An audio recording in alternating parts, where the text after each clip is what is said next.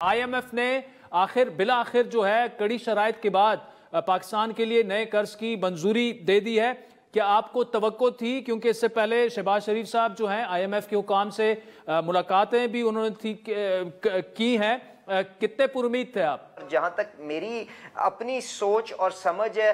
یہاں سے اب ہمارا اصلی کام شروع ہوتا ہے which is کہ آپ نے اپنی یہ معیشت کے اندر ایک بہت بڑی قیمت دے کے معیشت کے اندر ٹھہراؤ اور استحکام تو لے آئے ہیں۔ آج آپ IMF کی مدد کے ساتھ اس کو اینکر بھی کر دیں گے، پرماننس بھی دے دیں گے، پر آج سے بحیثیت قوم، بحیثیت حکومت ہمارا کام شروع ہوتا ہے کہ ہم نے کیا اصلاحات لے کے آنی ہے جس سے آپ اپنی معیشت کے اندر وہ دیرپا اور جامع ترقی کے بیج رکھ سکیں، جس سے آپ ایک عام آدمی کی یہاں پہ جو خوشحالی ہے اس کو یقینی بنا سکتے ہیں اور اس ملک کو پائیدار ترقی دے سکتے ہیں۔ تو I think it is a moment to rejoice, at the same time a lot of introspection کہ ہم نے کس طرح سے یہ عہد کرنا ہے کہ یہ 24واں پروگرام جو ہے، 2 درجن پروگرام آپ جانتے ہیں پاکستان لے چکا ہے، کس طرح سے ہم اس کو آخری پروگرام بنائیں گے جو وزیر اعظم شہباز شریف صاحب کا عہد